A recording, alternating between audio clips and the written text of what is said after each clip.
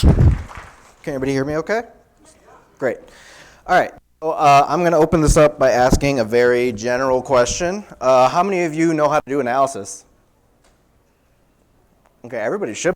And how many of you were taught to do analysis? Exactly. That's going to be my whole point here today is analysis is like a word we use all the time. You know, you say you're an analyst. Someone asks what you do. Oh, I analyze things. Okay, cool. How do you analyze something? I don't know. Look it up. So today I want to give you a little bit of structure that you can have a better understanding of what analysis is and how to do it in a thoughtful way so that you have reproducible results. And I'll talk about a little bit on documenting analysis as well, because that's an aspect we often forget. So to introduce myself, my name is Terryn Valikodath. You'll find me as Chocolate Coat in a couple places. I've been doing DFIR for a long time now. I work with Cisco Talos Incident Response, meaning that I am probably the person you either have met before or you're seeing me on probably the worst day of your life. I have worked in numerous, just like was mentioned, but the key ones is IT. So I worked across multiple aspects of IT, including help desk, IT infrastructure, application support. So I've seen it all. And then, of course, I focus a little bit more around cybersecurity now, and now I am all on the DFIR train. So anything related to DFIR, if you want to talk about it, let me know. I'll talk your ear off. So, getting into the actual topic here, why do you need structure in your analysis? The key thing that I like to say is jumping in is one of the worst things you can do. But I think all of us have been taught and told, just jump in. You'll know it when you see it. You're told all those types of things when you're trying to look through an investigation. The problem with that is that we are continually banging our head against the wall, hoping that we find something. The problem is, only about half the time are we actually getting through that wall by banging our head over and over again. So it's important to have some kind of structure and some kind of repeatable process so that you're not just going over it over and over and over again, hoping for the best. The second is giving realistic expectations to the people around you. Everyone here, I'm sure, as soon as the analysis starts, you're asked right away, how long is this going to take? Nobody has a clear answer for that, right? I don't have an answer for that, but what I can give you is a process. So you can't tell them, oh, it's going to take 2 hours, but you can tell them, here's what stage I'm at, here's what I have to do that's remaining. That often kind of levels the playing field, and I can tell you from an incident response standpoint, if you don't have a clear answer to how long is this going to take, you're going to have a lot of angry people around you. So having an answer that makes sense is really reasonable. And the last point, just like I talked about before, investigation is seldom taught. We're not really taught how to investigate. We're taught what malware is. We're taught what malware activities look like. We're taught what a logon might be, but we're not taught how do I look at a system and figure out if those bad things are happening. So that's what I'm here to do, give you a little bit of structure to that. Nothing super fancy, but just some ideas. So I want to cover a little bit of background first, just to get everyone on the same playing field. The big question, Webster's Dictionary, what is an investigation? This is my interpretation of it, but a lot of them will change. For my opinion, an investigation is about moving from the unknown to the known and then further to the provable. The problem is, in our industry, we tend to move from the unknown to the known and kind of call it a day. You tell people, this is what I found, but you don't have the proof to showcase, here is why I know this is what happened. And that is something I think we can be a lot better about by just putting a little structure into the way we do things. And what do I mean by structure? I'm talking third grade science class, the scientific method.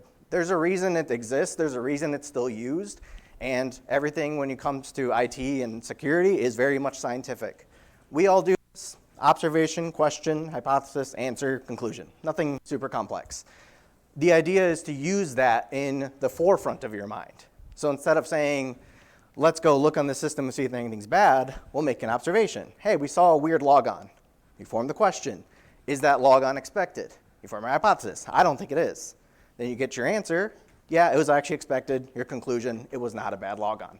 It's a very normal, easy process. It's just something we kind of forget to do in the moment. So we have to kind of put it more in the front of our heads. And also what a successful investigation means. This is a quote from one of my managers who is very realistic when it comes to these types of things. Success should be based on the quality analysis, the completeness of the investigation, and if we're able to accomplish the objective based on the technical and time constraints in play. There's one or two big words that aren't in there. Root cause. Root cause does not mean a successful investigation.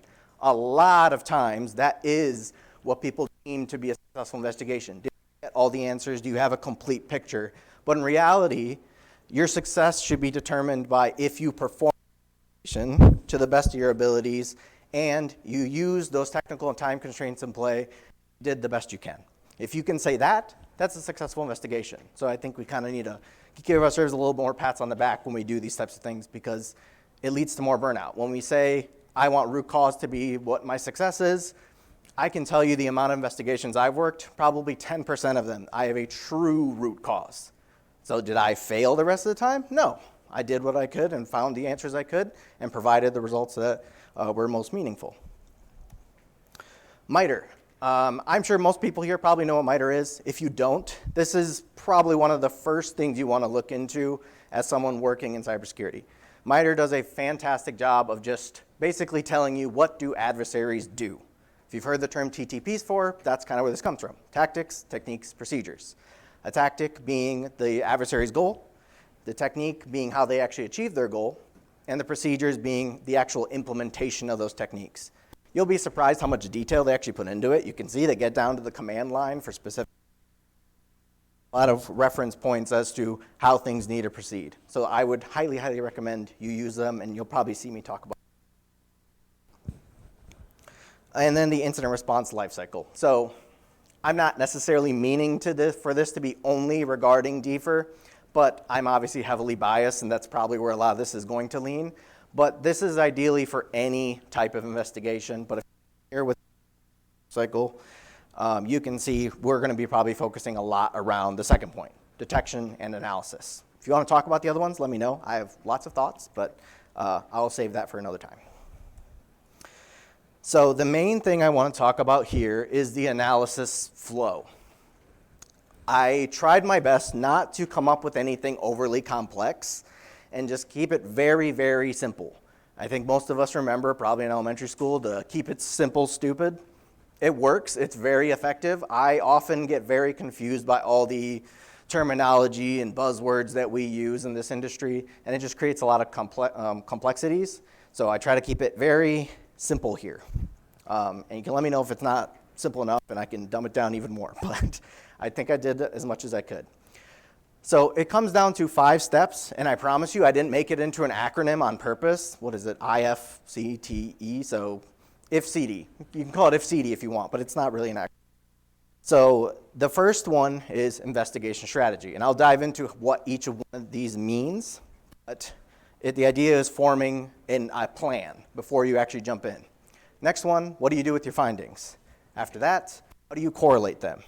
Fourth, timelines. If you work in DFIR especially, timelines are your lifeblood. That is how you get a point across.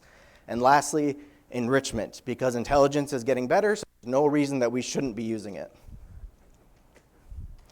So the investigation strategy. The goal here is basically to create a strategy to meet the determined objectives. And I don't cover scoping too much right now, but I can tell you forming an objective is very, very important, especially more from a leadership or an incident commander type of role. You should have an objective. Don't assume that all your analysts know what the objective is. Is your objective to find the root cause, to get systems back up online as soon as possible, to investigate the malware and what it does? Those 3 things have very different objectives and very different tasks that are going to come in terms with it. Next, you want to figure out what are you analyzing. It's super easy to miss this. I've been a part of many investigations where people forget to report. What did you even look at? What did you actually go through? And secondly, who went through it? If you're working in a team capacity especially, you should have a list of here's the things you looked at, here's the people that looked at it. Relying on people to assume that they know what to do. A lot of times I've seen it where you have a network engineer in your team and you're assuming they're going to go look at the firewall. But you need to be very clear and upfront about, yes, you should go look at the firewall. And that's where these types of roles like an incident commander is very important. And if you don't have one, even if you're just an analyst, you can take that initiative. Take the initiative to say, this is what we need to do, and this is the people that need to be a part of it. And lastly, this is one point I especially bring up for incidents in specific, but I think it's really applicable to any investigation. When should you expect to report your initial results? Not necessarily the full report, but give people a time frame, because it gives them a stopping point, but it also gives you a chance to breathe and look through the data. So say you start the investigation, say, I want to meet in 4 hours. 4 hours, everybody group back together, discuss what we found. It allows the analyst time to look through things, but also gives you an endpoint. If you just let people go, I guarantee they're either going to start too late or they're never going to stop. You need to give guardrails for people because we like to investigate. I've been a part of so many investigations where I just keep going and going and going, and I take a 30-minute break, come back, and everything's suddenly clear. It's a very common thing, so it's important to set those kind of guardrails for yourself if they're not being set already. So as part of your investigation strategy, what do you need to do? Like I said, organize and document your evidence. Just have a list of it. It doesn't have to be anything complex. List the evidence. Who's going to look at it? Next, don't rush into the investigation without a plan. Just like I said, jumping in is going to burn you out. Have a plan before you go in. I know there's always the threat of what if the threat actor's still there? What if there's still actions going on? But if you're going in without a plan, you're more guaranteed to miss a lot of that activity. So if you take your time, get this plan together, and then move forward, you're going to be in a much better situation. Be very clear about your tasks that you want to do. Don't be afraid to get very specific, and I often encourage it. Use that kind of hypothesis approach. So instead of saying, I'm going to go look at Windows event logs, say, I want to look for if there's been any RDP events in the past 24 hours. That way you have a task you can finish. Otherwise, you're just going to keep looking and looking and looking and hoping for something to pop up. And that's going to often lead to, again, that burnout and not having a clear direction of where you need to go next. Utilize your TTPs that you have. A lot of investigations typically start, maybe we have an IP address, maybe you have an account name that was used, maybe you found a weird file. Look into it. If there's any associations with that IP, is there maybe a domain that we should know about? Maybe there's a threat actor that uses this specific file, and when they do this attack, they have another method that they use. You shouldn't just cast a wide. You want to start pretty small and then work your way in even further so that you're not just shooting into the darkness hoping you hit something. And then lastly is using templates. This is a weird one that I feel like people feel like they're cheating, right? You kind of feel like you're cheating if you're using a report template or a note template. But in reality, I would tell you, it makes your job so much easier. As part of our teams, we have templatized of everything so that we don't have to take the time to create these headers and make it nice. We know where the data is going to go once we find it. And as kind of spoiler, I've created a ton of these templates that people can just use. Like you can just go out and grab these, and I'll show you a few of those in a little bit. So starting with this investigation strategy is, of course, knowing where to look. And unfortunately, a lot of this comes with experience. So the more you do these investigations, the better you get. So I'm here to kind of jumpstart that conversation for you. This isn't everything. There's always things that I may be missing, but this is at least a good jumping off point. If you work in DFIR, you probably go through more logs than a lumberjack because logs are extremely important. Your security tools. Your security tools are likely going to be your primary method of investigating. So understanding how they work, how you can investigate them, and how you can export is probably one of the most important things so you can look through everything at your own pace and not rely on the kind of systemization that all these tools are kind of trying to do today. That you're going through the intelligence and you have an idea of maybe who is more likely to target your industry. What types of things are going on in the current events? If you have an intelligence team or intelligence partners, reach out to them. I'm sure more likely than not, they have that type of data and they're ready to share it with you. They just need a forensic analysis. So forensic analysis, of course, is kind of the backbone of how DFIR works, right? So it's very important because it's probably the most complete way to a system, but it's not the only way. And that's where we get triage. So triage has kind of evolved in meaning now. Before, triage used to mean I'm going to get the host name, maybe the users involved, some network connections, just to get an idea of what's going on. But now triage has actually evolved quite a bit, and even in the open source realm with tools like Velociraptor, where it'll actually get you forensic artifacts. It does forensic analysis acquisition for you right off the bat. So I would highly recommend looking into it, especially if you have teams that maybe can't commit to a full forensic analysis. Looking into triage tools, there's a ton of them out there. They can really help up that process and at least get you a starting point on where to start going. And things here is lack of evidence. Don't forget that if you don't find evidence of execution or something going on, that's still evidence, whether it's the adversary deleting it or even just documenting it, because you want people to know, I looked through these logs and I didn't find anything, but we kind of forget to say that. So make sure you are stating, I didn't find here and here, because that can lead to really good recommendations later on how to improve your next. So finding evil or threat hunting. A lot of people think that threat hunting is kind of its own category. In some ways it is, especially talking about at like a deeper enterprise level or across a huge environment. But even from a DFIR standpoint or any investigation, you should have some level of threat hunting ability, because most of these things don't start with a clear answer of what has happened. You may not have an IP address. You may be starting with, hey, we saw weird network activity. This system's a little slow. It keeps crashing. We don't have clear evidence of what actually happened, so you need to be able to have some level of hunting to find this. And the key thing for hunting that I've realized is baselines. And what I mean by a baseline is expected activity. What do you know is good? So if I take a user account that I think is compromised, I should have another user account that I can compare that is close enough to it, so I can very easily see what the differences are. If you remember those, compare these pictures, if you can find the 10 differences, you can go to MIT or whatever. That's what hunting is. It shouldn't be you look at one picture with no other reference and you try to figure it out. You should have a reference point so that you can more easily find those differences. And again, it's that same hypothesis approach. Ask your very detailed questions. I want to look through the user activity for any failed logons so that you have that endpoint. And the other problem you're probably going to run into is pivoting. I've kind of grown to hate the term now because it often leads to a lot of missed data. So say you're looking through for account logons and you see one strange network address, right? So you suddenly pivot to the network address, you try to figure out all the details around it, but you didn't complete the rest of the accounts you need to look through. So I would always make sure you have like a notebook or something on the side and just write it down like, hey, I saw this weird network address, but let me finish my thought first and pivot to the next point. Otherwise, you're going to get very lost. You're not going to have good notes in terms of what you actually look through. And you'll come back to this maybe 2 days later and realize, oh, I completely missed this whole thing I was supposed to look at. So this is just a couple of quick things to look for, an example. And you'll see kind of a theme through all these.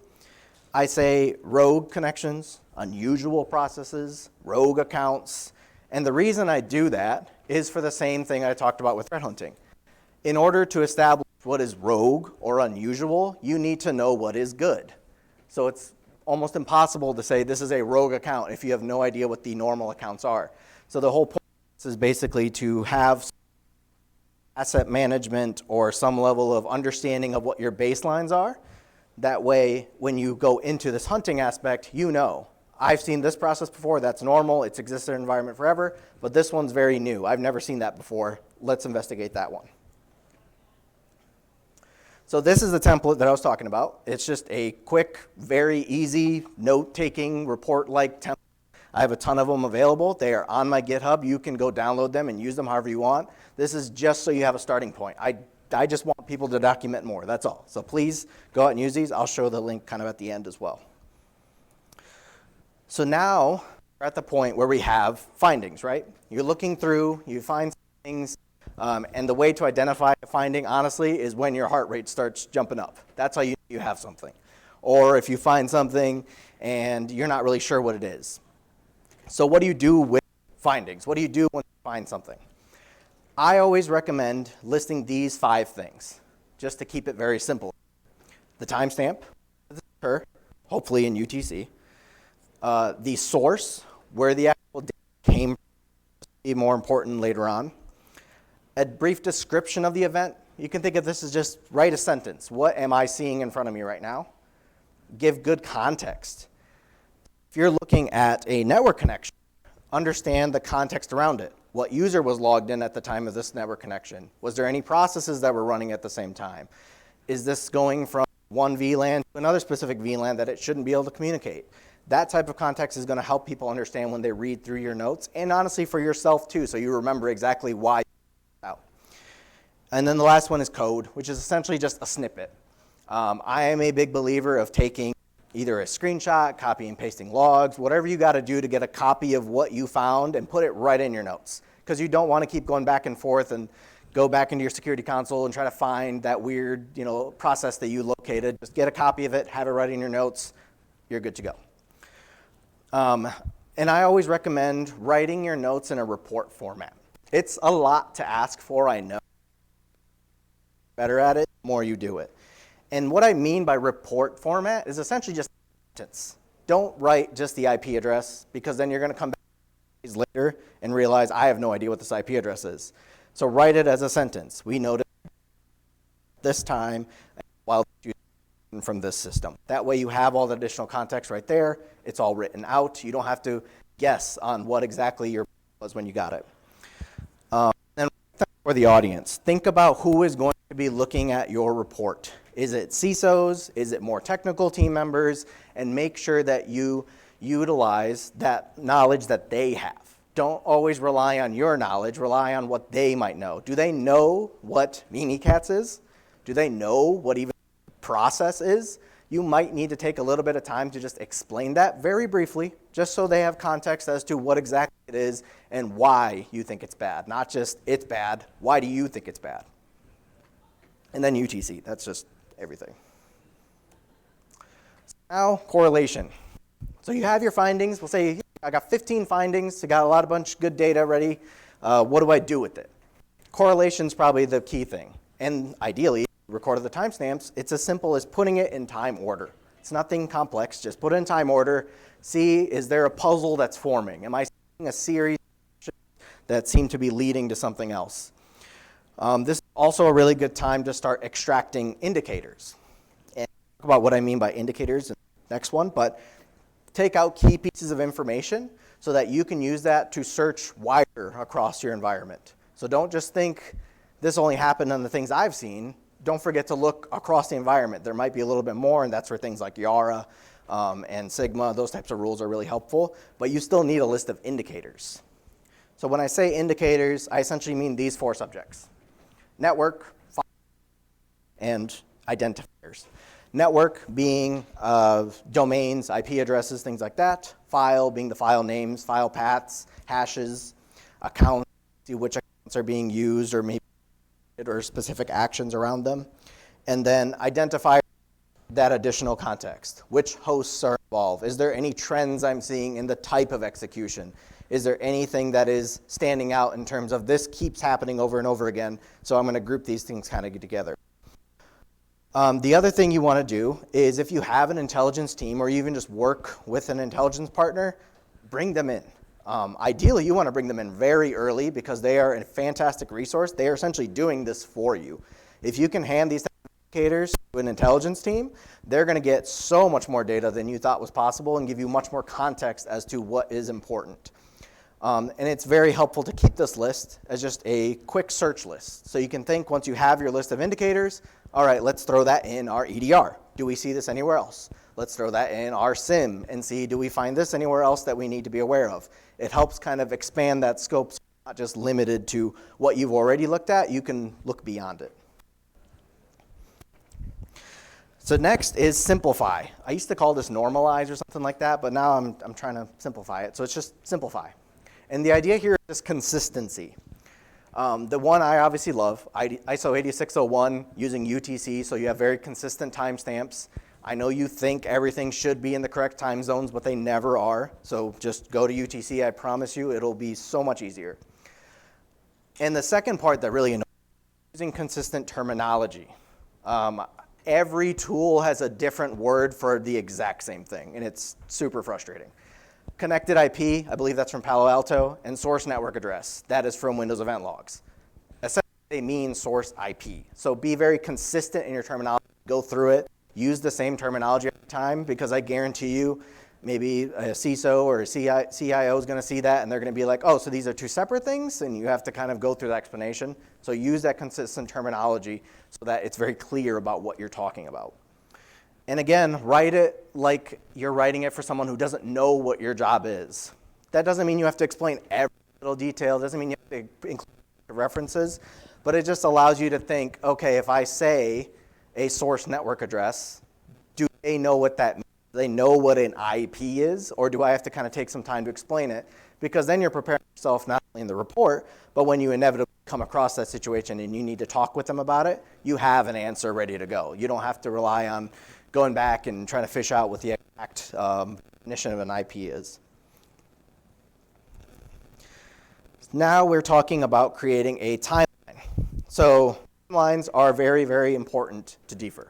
And I'm not talking about the tools that create timelines, like Super Timelines, Plazo, a bunch of them that do that. I'm talking about your own timeline based on the events that you have found. And the key thing here is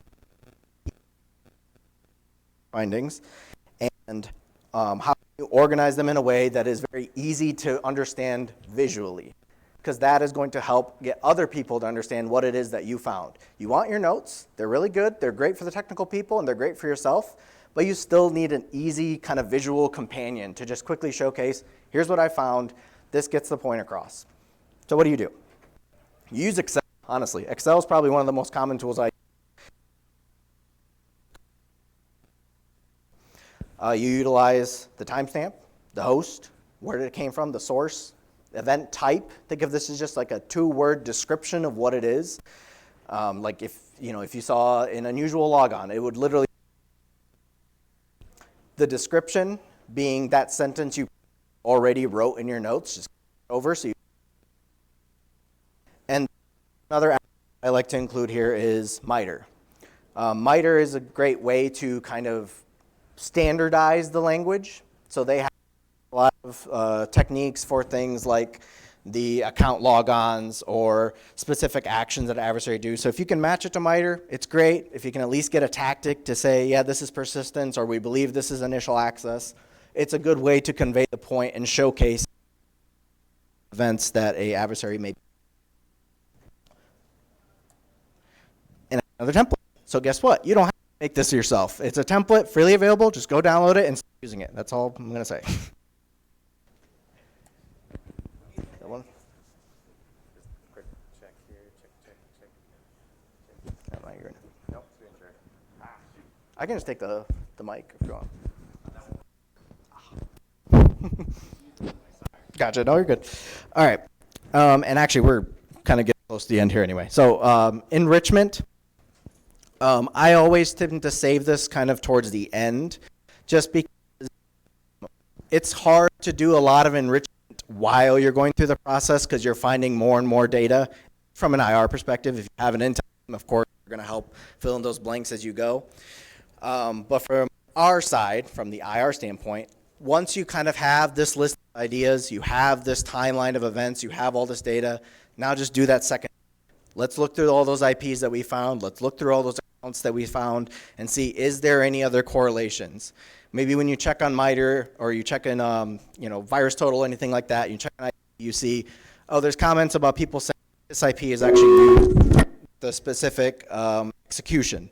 So is there a way that we can look in our environment to see, did that execution happen?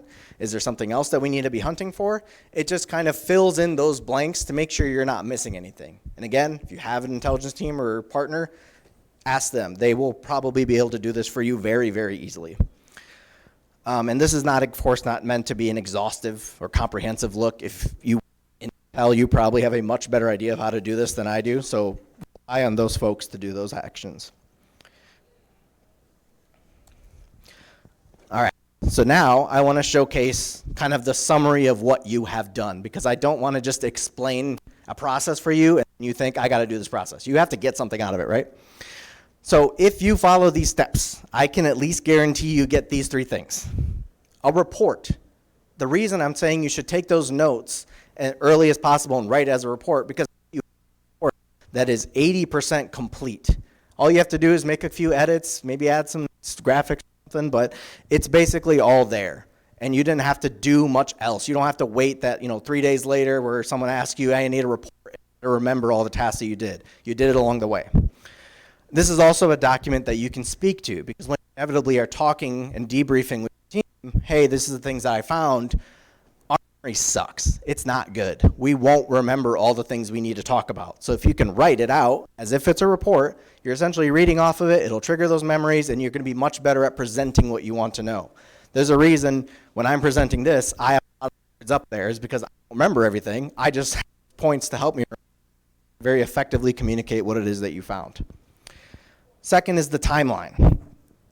Working in this industry, I can tell you, on the IR side at least, timeline is probably the thing most executive level and those types of individuals appreciate, because it is a quick kind of one-page summary of what you found, and you can include and exclude as much detail as you want, but it looks really great in a final report. It's a very easy to digest chain of events, so if you need to come back to it a couple days later, you can look through this. Here's my timeline of events. Okay, I have a better understanding of what happened, and all the important details are there, and then if you need to go into more detail, you go to the report. Your accomplishments. I'm a big proponent of speaking out for yourself through your work. This is probably one of the best ways you can do this. You've listed all the evidence that you've went through.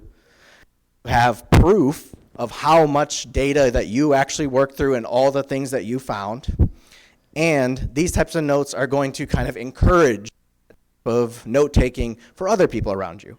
And the idea here is that things like the timeline or even your report is something someone else can easily add to. So if they have more to add to, you work on it together, you have a really nice report. So if you ever see those reports that are published out by various organizations, they've likely followed something like this, because they're working together, they have a single document that they can work off of and include all these nice details that make it so that when we look through it, we can pick up on what exactly happened.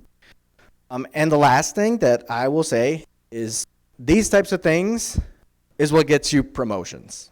I'm just going to say it straight up.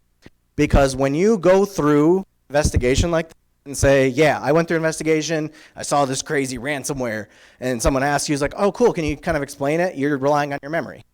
If you can say, I went through this crazy ransomware situation, here's my report, then they're going to be much more impressed. They're going to see all the work that you're doing. They have something that they could follow up on. They might get ideas of how they can improve. It's just going to make you look so much better. That's really all I care about, is just making yourself look good, because it's hard enough to get the recognition in these types of jobs. And the last few points, this is just kind of related to the whole investigation process. Make sure you set up time to debrief with people.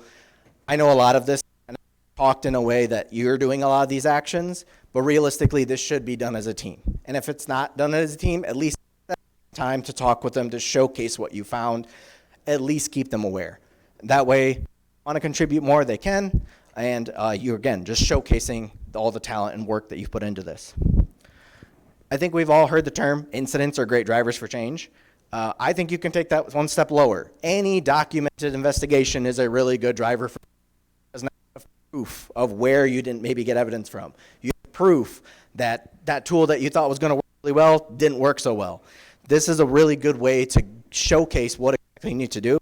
Oftentimes in the template, which is a section for recommendations. So what do you recommend from your perspective should be done for the organization to improve the process the next time?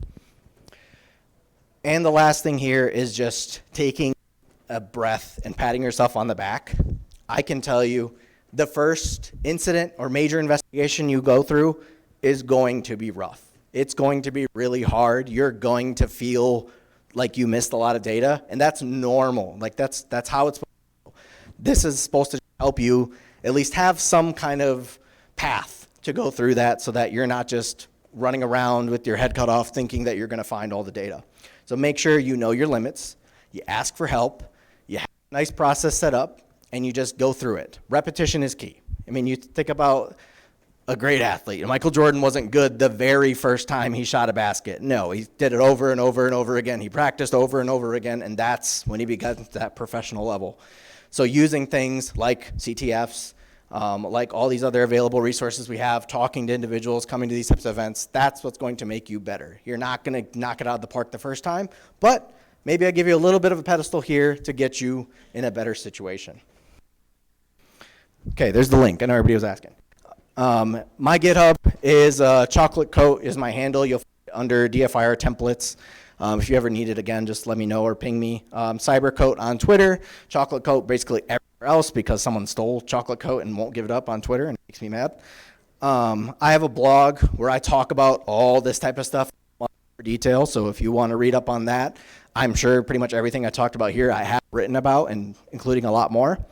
But yeah, if you have any questions, again, I'll be around. Just come find me. We can talk about anything you like. And if you have any additional questions, we'll be good to go. And have a great rest of your MySecCon.